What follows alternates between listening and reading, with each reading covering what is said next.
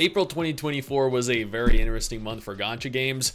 ASTRA Knights of Veda released and is speedrunning their game to an end of service. I got to play Duet Night Abyss, and oh my god, that game is so much fun, man. That is easily one of my top 5 most anticipated upcoming gacha games of 2024 or 2025, whenever it releases. Tokyo Debunker launched, and they did so bad that they actually started blocking their fans on Twitter.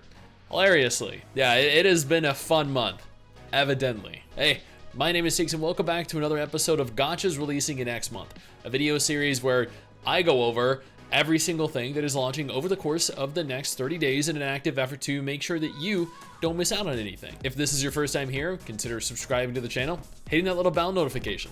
That way, you're made up to date with every single thing that I post. And I post every single day. If you're curious what came out last month or in any month this year, consider checking out previous entries in this series. Let's go ahead and jump right in.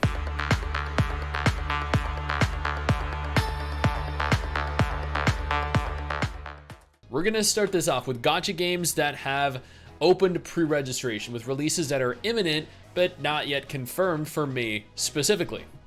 Yet. Beginning with Dragon Raja Gate of Cassell. This, interestingly enough, is an idle RPG with chibi graphics, which is very much like Artery Gear Fusion or Apocalypse, rather than the full 3D MMO like its predecessor. I honestly don't know why they went this route. Maybe it's cheaper, but it ultimately looks a lot worse. CookieRun Tower of Adventures is an upcoming 3D multiplayer game described as being the very first of its kind.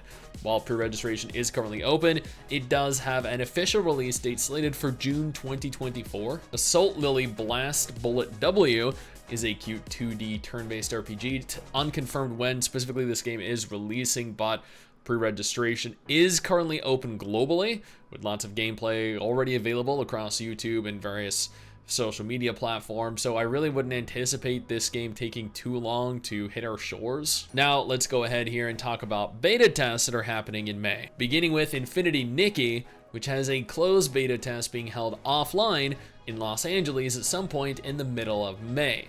This is for North America only, evidently. And if you're watching this, Infinity Nikki devs, and you want someone in the gacha genre to fly out to Los Angeles, hey, I'm more than available.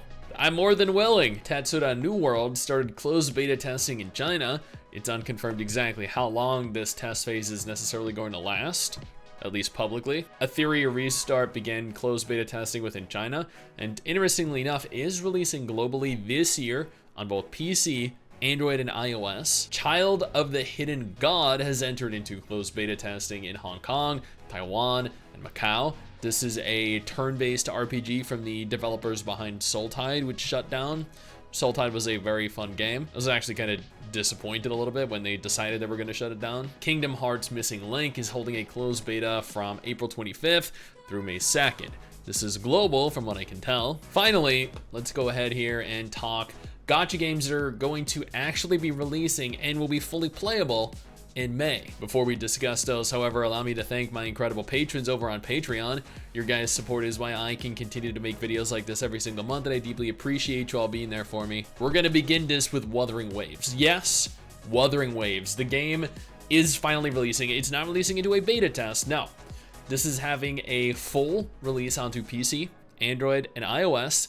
A console version is confirmed. However, I'm not entirely certain if they've given a concrete window for that. I don't want to claim they have just in case they haven't, and I don't want to claim they haven't just in case they have. Wuthering Waves, of course, is a large open world, fast-paced action RPG that shares some similarities to Genshin Impact, but it is also a stark contrast to Genshin and all other RPGs that have been made before it. It has a deep narrative, a surplus of characters to recruit, both husbandos and waifus, including Yinlin, who is going to need hundreds of pairs of shoes as replacements after stepping on all of us.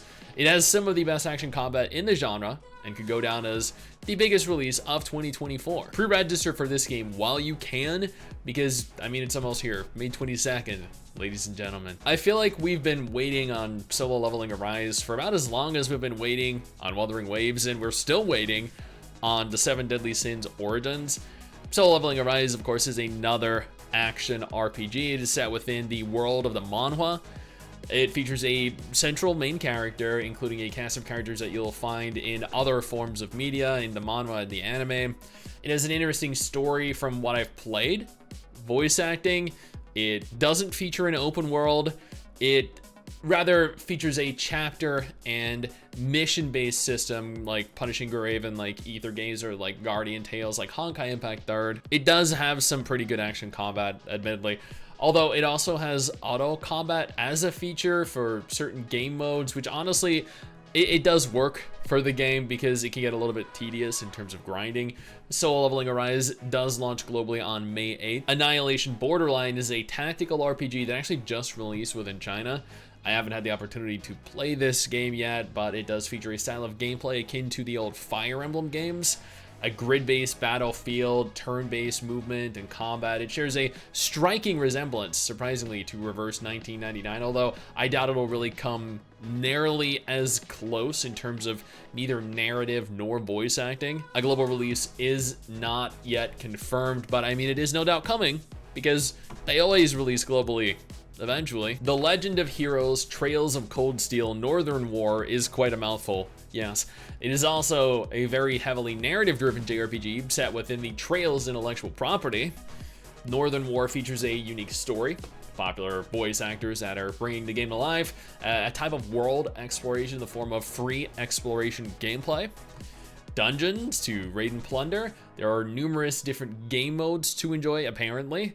It utilizes what they list, and I quote here verbatim, thrilling strategic combat and satisfying animations. And honestly, it does legitimately look pretty good, but it doesn't look anything extraordinary. It seems to be turn-based as well, from what I can tell. Northern War does launch globally on the 29th of May, and it includes 100 free draws as a release bonus. And then, Eversoul is officially launching in Japan on May 29th. It has been available globally for well over a year now. And Outerplane is releasing on May 7th within Japan. If the game fails globally, then Japan is the last place to find a return on your investment, because Japanese players are shameless waifu lovers, and I can't blame them. And that is everything.